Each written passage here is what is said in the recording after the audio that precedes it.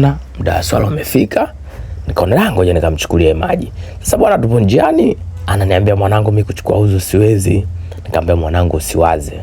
Usiwaze wani, mimi nakuelekeza.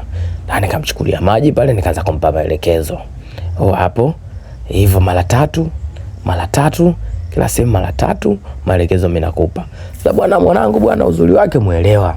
Nikamwambia mwanangu, nikikuelekeza hapa kalili mwanangu. Kaniambia poa mwanangu, mimi sitasahau. Nikamwambia sawa, nikampa maelekezo vile usoni mara 3.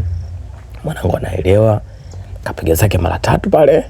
Nikamwambia mwanangu, kwa makini nisikilize, unajua kuna leo na kesho, mimi sipo, upo peke yako, unajua. Afu vizuri sasa msikitini tumewahi. Ndani kuna Bilal bin Rabah anapiga adhana na sisi hapa maamuma. Tukamwambia ngoja tuwahi ili nimpe nini, nimpe mwanangu maelekezo. Na kweli bwana, tumewahi zetu kama hivyo, nampa maelekezo. Kaniuliza kichwani vipi? Nikamwambia hivyo, napiga mara 3, naipiga kichwani afu nazungulisha masikio, unaipiga mara 3 mwanangu, vizuri muelewa. Mwanangu bwana, kila nikimuelekeza mwanangu muelewa. Umeona? Hapo nikampa maelekezo, muda ushafika, tuingie jidi tuswali bwana. Kaniuliza miguuni vipi? Nikamwambia miguuni na kumiminia hapa, sema ukiwa unanawa miguuni.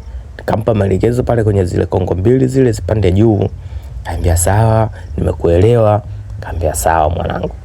Na upande huo vizuri, kaanza kulia, kamalizia kushoto. Unajua mwanangu, mimi muelewa, muda swala umefika.